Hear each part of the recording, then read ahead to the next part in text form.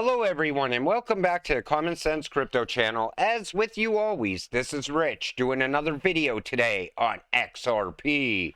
So I hope you're all having a wonderful day today wherever you are in this great world.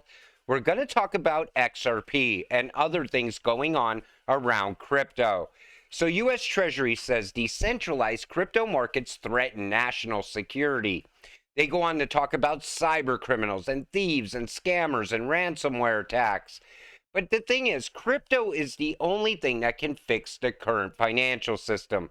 I don't see how it's a threat to national security at all. You know, you have bad actors that are involved in this. You have a few people that are doing criminal activities. And if that's such a threat to national security, what is this? GOP oversight continues to find LLCs affiliated with the Biden family that were used to transfer large amounts of money from China to their pockets. I believe that's more of a national risk than crypto ever will be.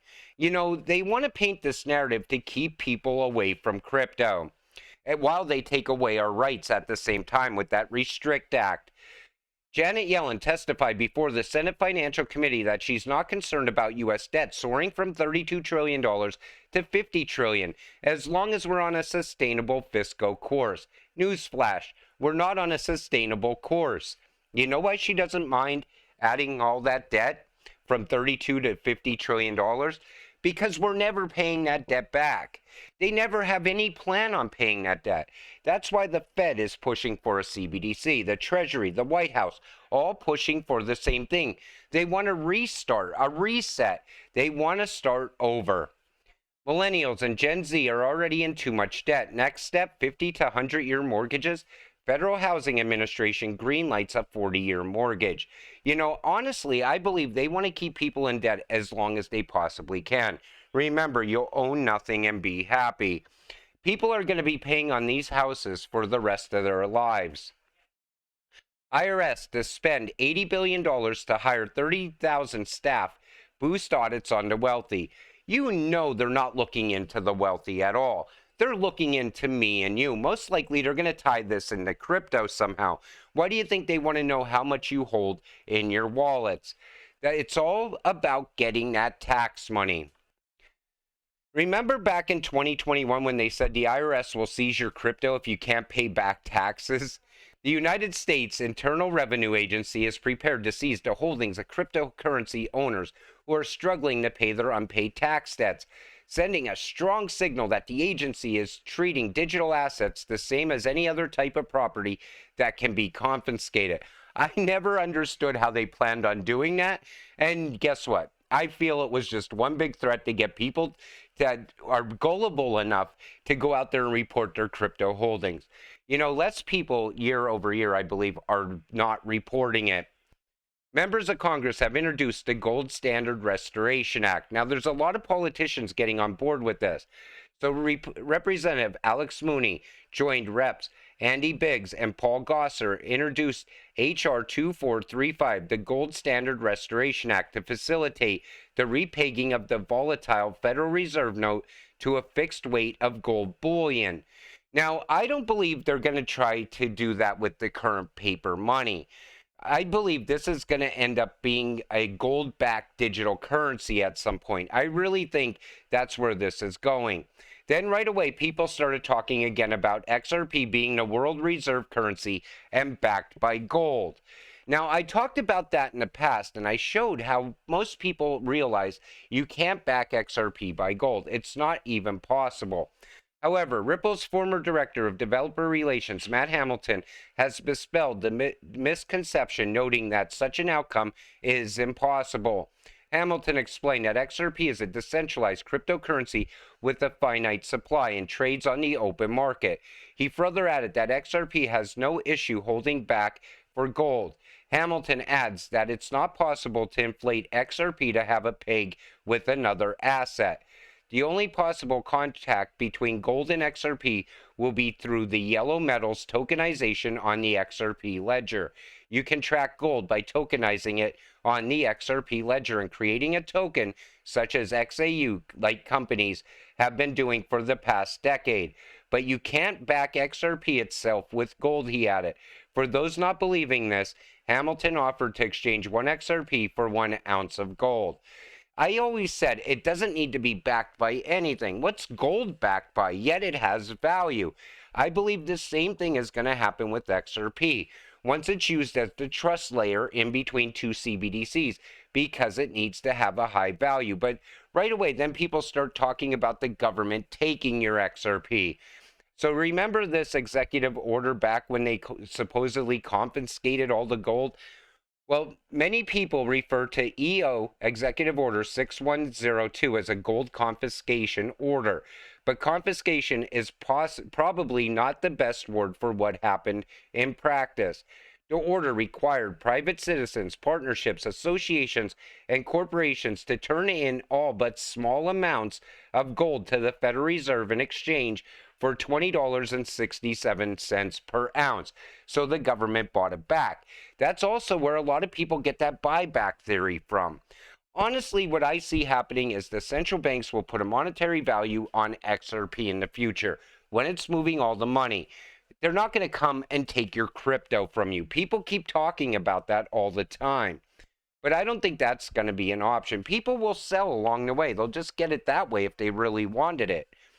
How will FedNow impact other real-time payment products? Now listen how the Fed talks about Ripple.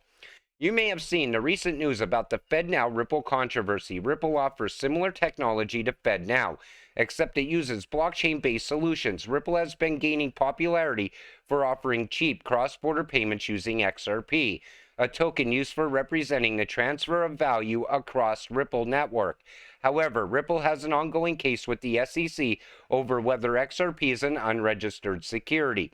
FedNow strives to provide a safer alternative to Ripple and other similar real-time cross-border payment solutions in the U.S. for banks to move funds within the U.S. financial system. So the Fed is saying that they're not going to utilize Ripple. Well, let me tell you something. Here's what I see happening. Other countries throughout the world jumping on board with RippleNet. All of a sudden, they're way outperforming FedNow. FedNow then fails first time out of the gate. Then later, they end up utilizing Ripple anyway. Because what is the other option? Plus, I know the U.S. is going to need XRP and that on-demand liquidity. There's no alternative to that. You know, the Fed likes to talk everything up and talk against certain products, certain companies, and they should be embracing Ripple. They're a U.S. company. So this is their alternative, Cypherium. The video on Fed's website is still up, unlisted. They've been in touch with the Fed for 5 years, and FedNow has officially listed Cypherium as a service provider for about a year until recently they removed it, but temporarily. Let me tell you something. Cypherium, you could go and invest in it if you want to. To me, it looks like nothing but a major scam. Honestly, I could see FedNow going live with Cypherium, failing, and causing that emergency situation where they have to roll out a CBDC. Cypherium, to me, it looks like total garbage. Top lawyer confident that SEC Gov will not appeal if Ripple wins. So it looks like if Ripple wins, Jeremy Hogan believes that they're not going to file an appeal against Ripple.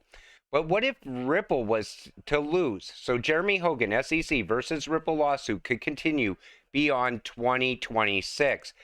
I hope that doesn't happen.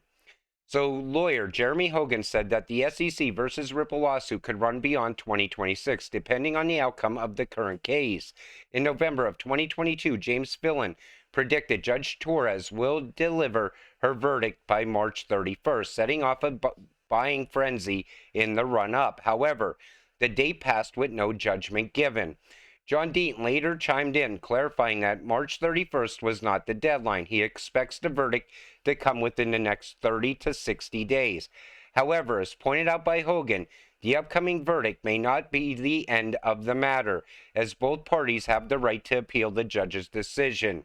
So he's saying if Ripple was to lose and they appealed, this could go beyond 2026.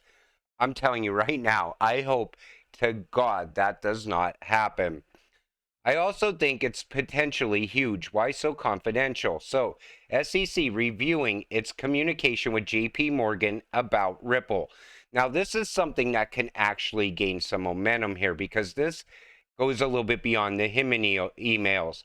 So, however, all efforts to have the SEC release the documents have yielded no positive results. In March, Prosper notified members of the XRP community that the SEC postponed the release of the document to the end of March.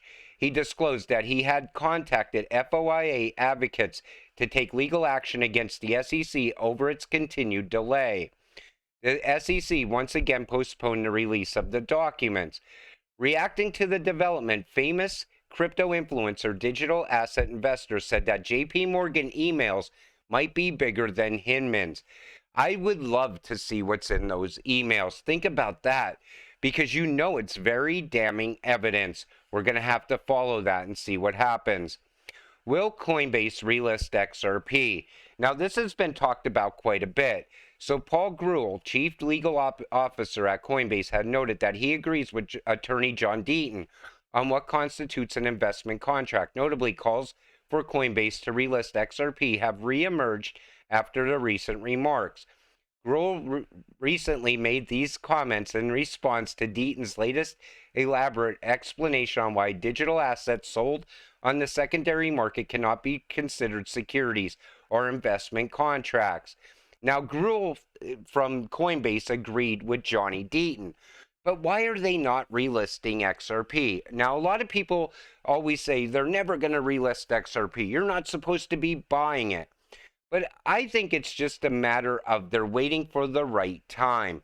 Maybe they're waiting for a specific reason. Who knows? But Jim Cramer on Coinbase stock, I wouldn't touch this thing at all. So if Jim Cramer is saying that, you can guess what's going to come next. Coinbase stock is going to take off, because anything Jim Cramer says, you can expect the opposite to happen. Maybe they'll relist XRP. Maybe that's what will give a lot of value to Coinbase. But again, we'll have to wait and see what happens. But I just wanted to touch on a few things that are going on around crypto and around the XRP community right now. You know, people always keep saying they're going to be backing XRP by gold. And when you say that it's not going to be backed by gold, right away people think you're saying that it's not going to get to a high price. That's not what I'm saying. I'm saying it's going to be high priced, backed by nothing, because it doesn't need to be backed by anything to have a monetary value. With that said, I'm going to wrap up this video. I want to thank you all for watching. I appreciate all of you watching my videos. We'll see you in the next one. Have a great night.